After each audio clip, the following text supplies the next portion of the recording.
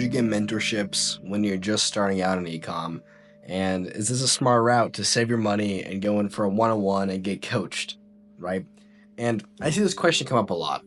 And that's why I'm making a video about it. But a lot of newbies that get into ecom, they always try to go for the first course or first mentorship they see. Now, do I think courses and mentorships are useful? Yes. But when you're just starting out in any business model, all the information to simply start and get your foundation is all free online, right? Like when I first started, especially in ecom, the best thing that you can possibly do is go into paid group chats on Discord, right? And pay the 50 a month and kind of network with people, look at their live calls, because that's a big thing in the ecom space nowadays is paid Discord servers, and people go in there and you will learn a lot, but you have to go in the right ones.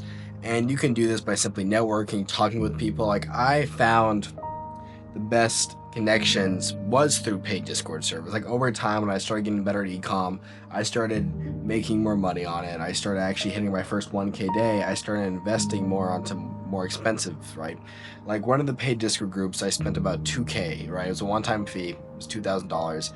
And the biggest reason why I spent that was I was at a level enough that making higher connections and getting more knowledge to reach 1K to 5K to 10K, it was worth that cost, because I know that I was going to grow more than what that money was going to offer if I didn't spend it alone. And no, I don't think a newbie should do that, because everything that you need is free online at the start, but you need to go for the right information. And in order to kind of build your filter up, you have to go through all the bad information first, because there's like once you realize, oh, this is dog shit after trying it, and then you learn more what isn't bad, what isn't good, what is good, what is bad, or, what is bad. And I notice nowadays that a lot of the best information is often from very small YouTubers. Like I've learned, I think what I've almost spent like $5,000 in courses, which is from people that I found on YouTube that have like 5,000 subscribers, and they're giving the most sauce possible on like to 0 to 1K, 1K to 10K, and their whole objection was to build their agency, but their funnel was to teach people so they can work with them. And those are the best YouTubers to actually learn from, because they'll teach you so much than anything else could. Now, I do think one-on-ones are very important, but they're important once you're hitting 10K days, because once you start hitting your 10K day mark, I do believe you should have a mentor, because now you're getting to actual business principles. You're getting cash allocation. You're building. You're up against more competitors.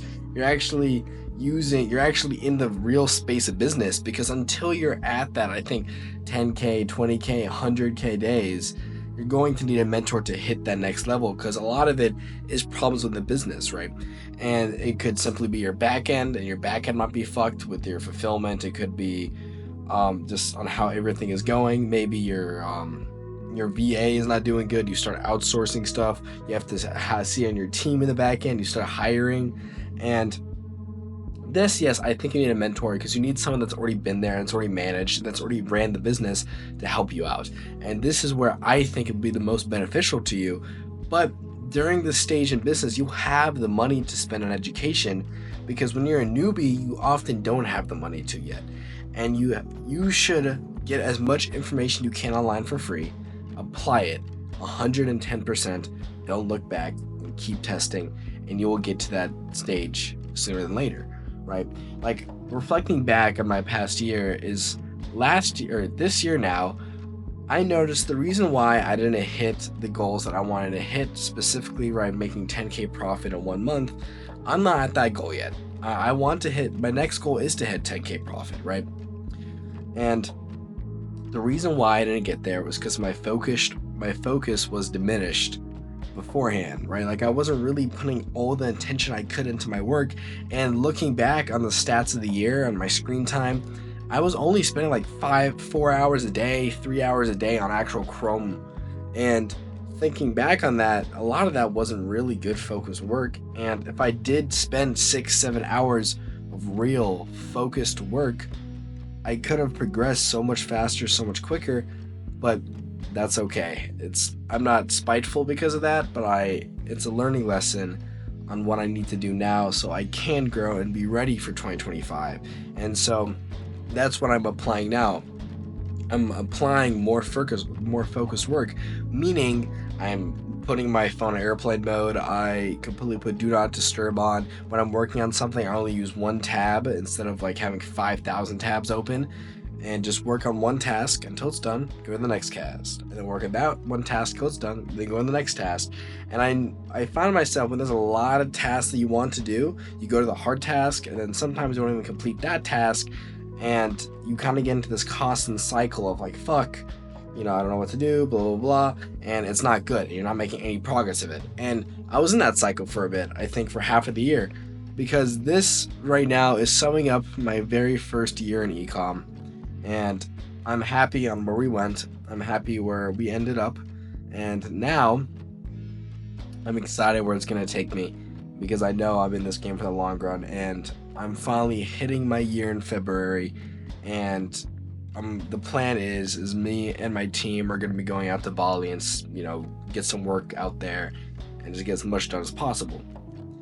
Now, the goal is to hit 10K profit next year, and I'm gonna hit that.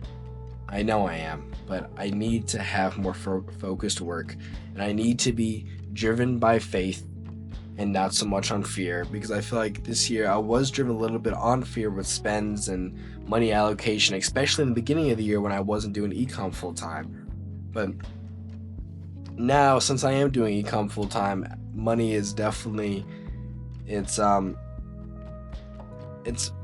have a lot more to test with. It's a little bit more spongy, but it's still not an excuse to be comfortable, and it's more of to be disciplined and just keep pushing forward every single day, and until I hit my goals for this year, because honestly, I think it's going to be a really big year, but I simply just need to become a better person this year. I need to just always keep growing, and I'm excited. That's all it is. And I'm happy you guys can come along with me, because the goal is to document everything that I learn and that I'm doing.